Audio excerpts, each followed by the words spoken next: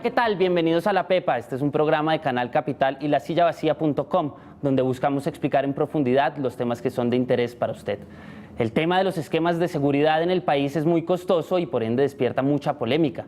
El presupuesto de la Unidad Nacional de Protección fue de 480.000 millones en el 2016, cifra que ayuda a entender la dimensión en términos presupuestales. Uno de los casos más sonados en los últimos días fue la reducción del esquema de seguridad del exministro del Interior, Fernando Londoño, que pasó de tener 24 hombres a 17. El caso prestó para que las redes sociales se desataran cientos de comentarios a favor y en contra, como por supuesto, y esto encendió una nueva disputa entre el uribismo y el gobierno. Mientras estas discusiones crecen, aumentan los asesinatos a líderes sociales que han pedido en todos los tonos una necesidad de protección adecuada para sus necesidades, un hecho que preocupa y que muestra los primeros retos fuertes, de los retos realmente fuertes para el posconflicto. Para entender cómo funcionan estos esquemas de seguridad, cuál es el impacto social y económico que estos existan y el rol de estos en el posconflicto, invitamos a dos expertos en el tema. Ellos son Andrés Villamizar, exdirector de la Unidad Nacional de Protección, tiene una maestría en estudios de seguridad y es economista. Bienvenido, Andrés. Muchas gracias por la invitación. Y también tenemos a David Flores, él es vocero nacional de Marcha Patriótica, es especialista en gobierno y gestión pública y es abogado. También es bloguero, prometió volver a ser activo de La Silla Vacía. Eduardo, ¿cómo estás? Con estos dos expertos vamos a ver qué saben los que saben.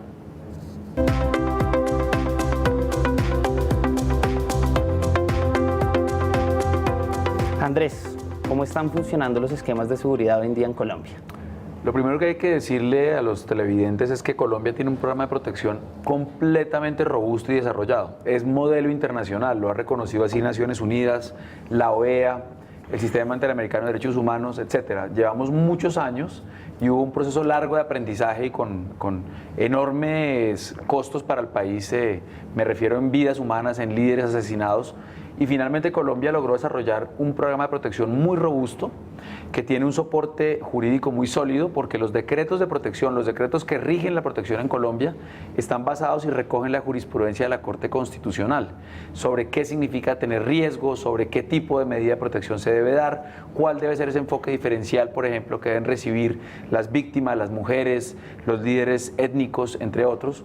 Y la verdad, la protección funciona bastante bien. Los mecanismos a través de los cuales se define el riesgo, se asignan medidas de protección, es muy robusto y está muy bien consolidado. El gran problema que hay en Colombia, y creo que lo vamos a discutir hoy a lo largo del programa, el flanco débil sigue siendo la impunidad. Es decir, la falta de justicia para investigar amenazas, asesinatos, y que permita neutralizar de manera efectiva las amenazas que son las que dan lugar a la necesidad de protección. David, ¿usted cómo lo ve? Bueno, nosotros sin lugar a dudas reconocemos ese avance jurisprudencial de la Corte Constitucional que ha logrado un elemento muy importante y es declarar como derecho fundamental la seguridad personal, y evidentemente reconocemos la existencia de la Unidad Nacional de Protección, pero también es importante decir que esto se desempeña en un contexto de conflicto muy complicado y que sí urgen, además de estos elementos en términos de combatir la impunidad y desmontar las estructuras criminales que están detrás de estos asesinatos, ajustar estos mecanismos y sobre todo esta legislación para unos retos bien importantes. Nosotros ubicamos fundamentalmente tres. El primero de ellos es cómo se aplica la protección para los líderes rurales. Nosotros consideramos que es muy diferente defender o proteger la vida de un sindicalista en Bogotá a un líder campesino en el Putumayo, a un líder afro en la cuenca del río Atrato en el Chocó. En segundo lugar, cómo avanzamos a un mecanismo de medidas de protección más colectivas que individuales, especialmente de cómo dotamos a las comunidades rurales de mecanismos que le permitan comunicarse mejor con el país y que por ende puedan protegerse mucho más estas comunidades. Y en tercer lugar, digamos, cómo adecuamos un sistema de protección que sea adecuado para la perspectiva del posconflicto. Uno podría decir que si no se le garantiza el derecho a la vida a la gente para opinar y pensar y poder hacer una opción política, pues diríamos que ha fracasado el proceso de paz. Entonces ahí hay unos retos grandes, reconocemos sin lugar a dudas que hay un camino que ha avanzado, pero tenemos esa problemática latente del asesinato de los líderes sociales. El año pasado fueron 116. Entonces, esos avances siguen siendo insuficientes. Andrés, vamos de lo simple a lo complejo a lo largo del programa. ¿Qué es la unidad de protección y cómo está configurada? Bueno, Colombia comenzó su esfuerzo de protección a través del DAS en los años 80. y el DAS, que originalmente ha debido ser una agencia de inteligencia, se dedicó más que todo a ser una agencia de escoltas, a proteger a la gente. Más adelante la policía también entró a participar en el tema y a raíz de la ley de orden público, que de paso, valga la pena decirlo, es la misma ley que faculta al presidente para sacar adelante un proceso de paz. La ley 489 del 97 ordena al gobierno crear un programa de protección en cabeza del Ministerio del Interior. Entonces había varias entidades haciendo labores relacionadas con la protección. Lo que se decide en el 2011 por parte del presidente Santos y el entonces ministro del Interior Germán Vargas Lleras es crear una nueva entidad que recoja todas las tareas de protección en una sola, porque además estaba liquidando el DAS en ese momento, y asume la nueva entidad, que es la unidad de protección, la labor de protección que hacía el DAS, la tarea de hacer los estudios de riesgo que antes hacía la policía y el programa de protección de líderes políticos y sociales del Ministerio del Interior en una sola entidad que elabora los estudios de riesgo, asigna las medidas de protección y se encarga pues de todo este sistema de protección de medidas materiales individuales a través de un presupuesto que se le asigna, que como ya mencionó la introducción del programa, bordea el $500 millones de pesos hoy por hoy, que ha ido aumentando a medida que han ido incrementándose las necesidades de protección. David, los líderes sociales son uno de los principales, digamos, afectados y protagonistas al mismo tiempo en el posconflicto. ¿Cómo han visto esta relación con esta unidad de protección que bien Andrés nos la describía y creo que queda en términos bastante claros? Yo creo que en primer lugar hay una interlocución fluida, ha sido importante cuando Andrés estuvo ahí, ahorita con el director Mora. Sin embargo, consideramos nosotros que, digámoslo así, más allá de una formalidad y de unos espacios importantes de interlocución, faltan mayores esfuerzos para entender las dinámicas en las cuales los líderes sociales desarrollamos nuestro liderazgo político. Y esto sí está mandando unos mensajes muy complicados, no solamente para los integrantes del movimiento social, sino también para el país y uno diría también para las FARC. O sea, ¿qué puede pensar un movimiento insurgente que está a punto de pasar a la legalidad cuando muy cerca de las zonas veredales transitorias o donde van a estar estos 6 meses, están asesinando a los líderes comunitarios? Entonces, digamos, ahí hay un tema supremamente complejo. Y lo segundo es que nosotros vemos que hay una lentitud en términos de cómo responder a situaciones inmediatas. Te pongo un ejemplo claro. El asesinato de Erley Monroy en el Caquetá, un líder súper destacado de esa región.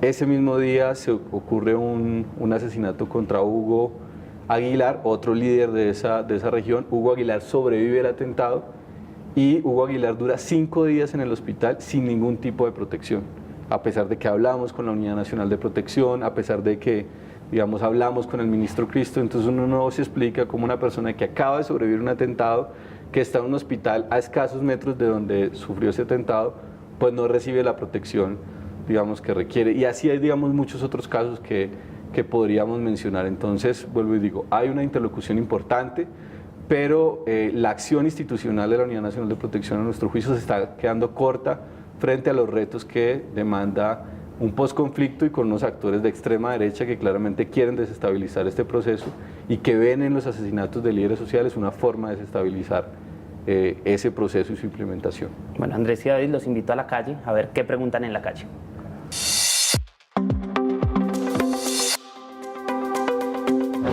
Yo tengo una pregunta. ¿Todos los políticos tienen derecho a tener escolta?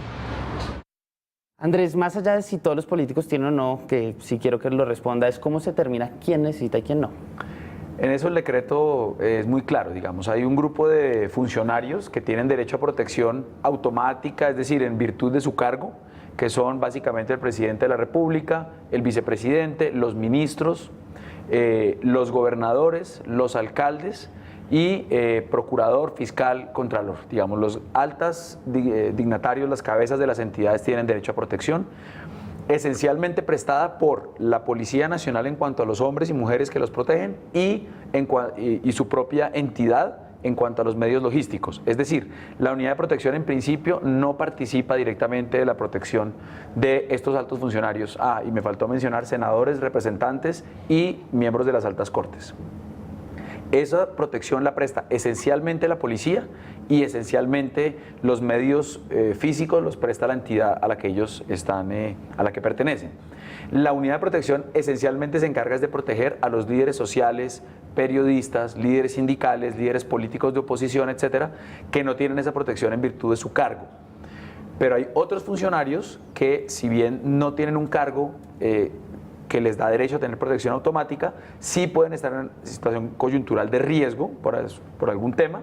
La unidad de protección hace un estudio de riesgo de estas ¿En qué personas. consiste ese estudio?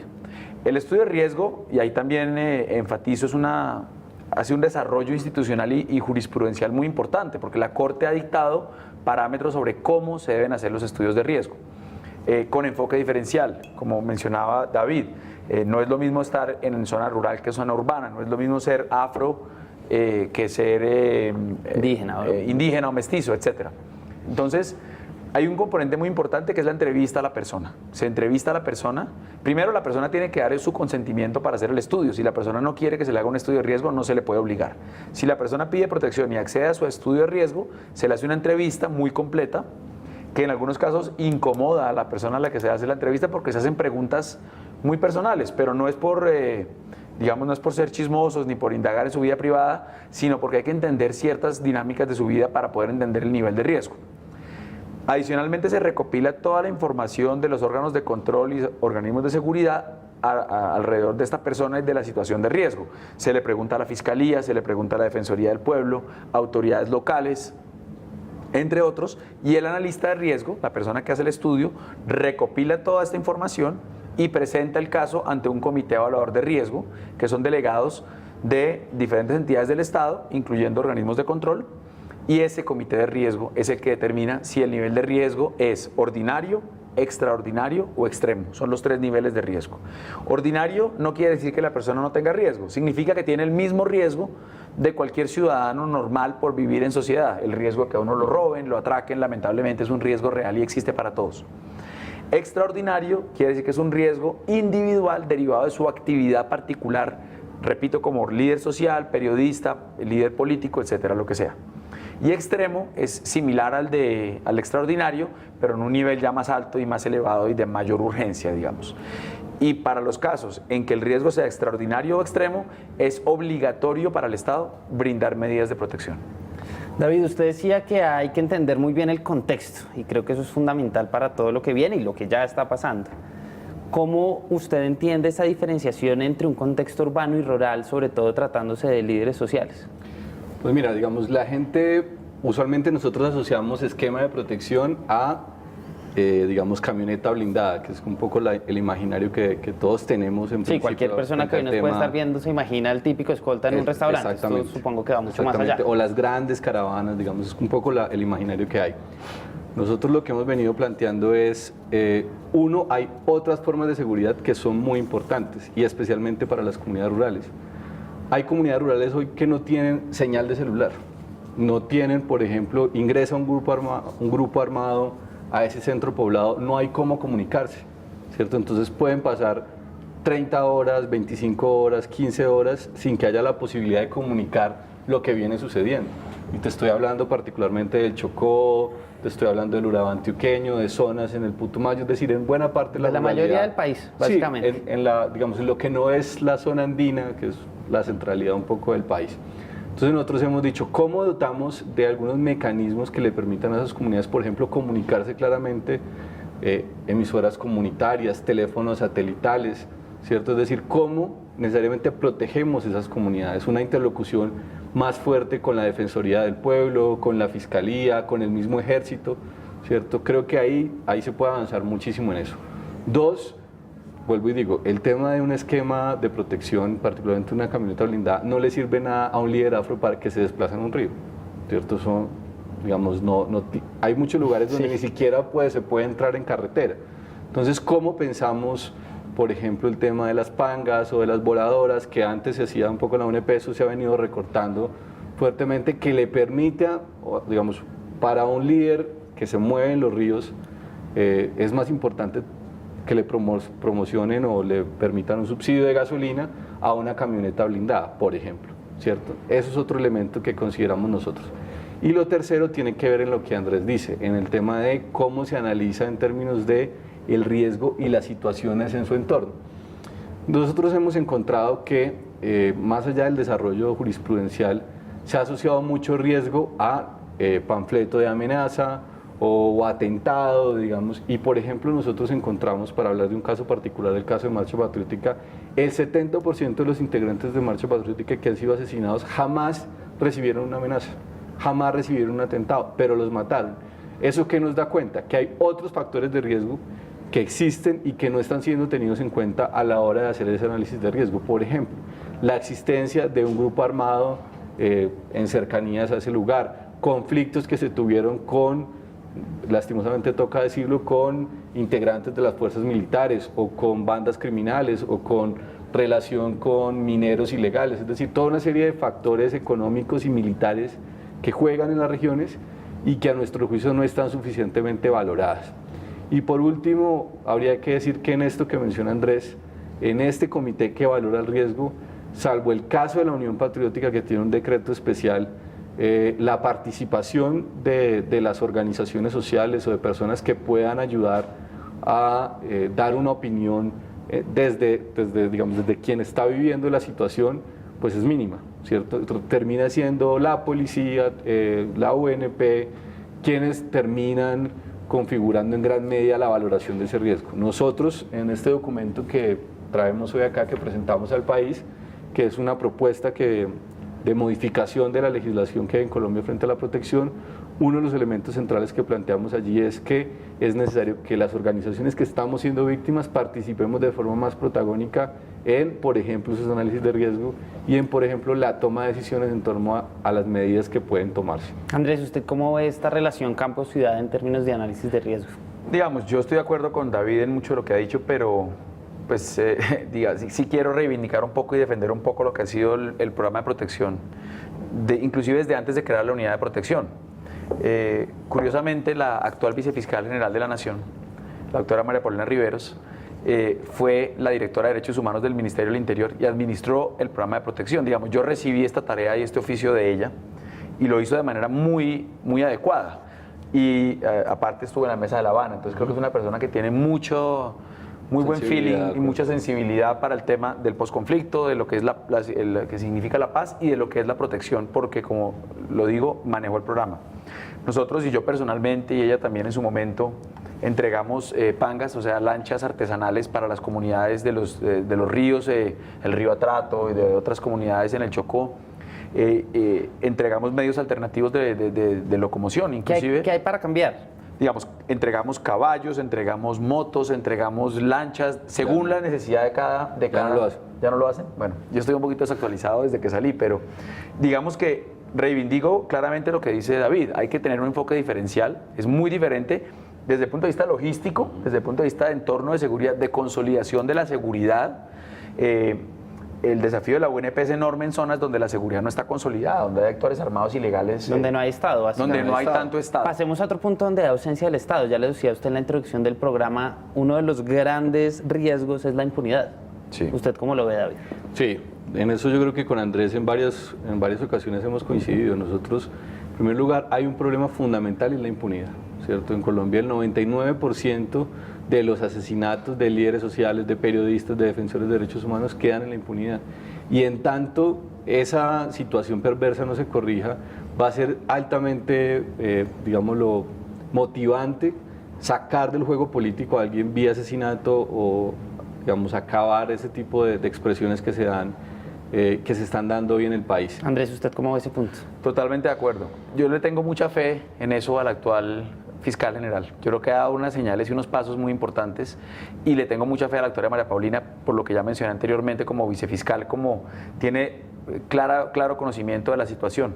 Yo hablaba alguna vez con un funcionario de la Embajada de los Estados Unidos y le preguntaba cómo manejaban ellos ese tema de la protección. Y me decía, mire, la verdadera protección acá es que nadie se atreve a mandar matar a un juez o matar a un líder porque sabe que lo van a buscar y lo van a encontrar y lo van a condenar. Acá sí. Y va a tener consecuencias. Acá con impunidad es muy difícil saber cuánto es exactamente, pero los cálculos más optimistas hablan del 94, 95% y de los más pesimistas del 99%. Mientras en Colombia, hay que decirlo y suena feo y es triste decirlo, mientras sea rentable mandar matar a un líder, porque si queda la impunidad no se asume ningún costo, seguirá pasando. Los invito a ustedes dos a ir a la pepa del asunto.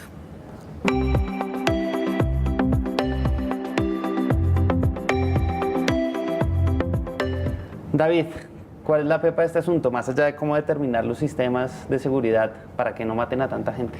No, para mí la pepa del asunto está claramente en desmontar las estructuras criminales que están detrás de esto, que en nuestro juicio siguen siendo en buena medida estructuras de orden paramilitar. Hay muy buenas herramientas en el Acuerdo de La Habana, especialmente el punto 3.4 que establece la creación de una fiscalía especializada de desmonte de estos grupos, un cuerpo élite de policía que los persiga, un pacto político que separa la violencia del ejercicio de la política, y consideramos nosotros que si esos tres elementos se logran implementar, vamos a avanzar en mucho, porque aquí viene el segundo y es la impunidad, y es que compartimos esta idea de que en tanto siga siendo posible matar a los líderes sociales impunemente en el país, va a ser un fenómeno que difícilmente va a terminar. Y en tercer lugar, es vital que la protección se adecue a un esquema que tiene que ver hoy con implementación de acuerdos de paz, y que la centralidad de esos acuerdos de paz pasan por respetar la vida de la gente, pero especialmente por garantizar la vida de quienes van a implementar esos acuerdos, fundamentalmente en los territorios más apartados del país donde nunca ha llegado el Estado colombiano. Andrés, la pepa de este asunto y sobre todo en enfoque de posconflicto. Pues yo coincido con lo que ha dicho David, pero agregaría que es importante que en Colombia haya un cambio cultural, que se entienda que la protección es un tema, si se quiere, un mal necesario para personas que tienen alto riesgo, y que no sea visto como un tema de estatus político o estatus social el hecho de tener carros blindados y escoltas. Hay muchas personas que por muchos años requirieron protección por la situación de conflicto que vivió Colombia, porque se derivaba un riesgo de las FARC, y que pues a medida que migramos hacia un posconflicto, especialmente con este grupo guerrillero, pues ese riesgo probablemente ya desapareció y tienen que ajustarse esos esquemas.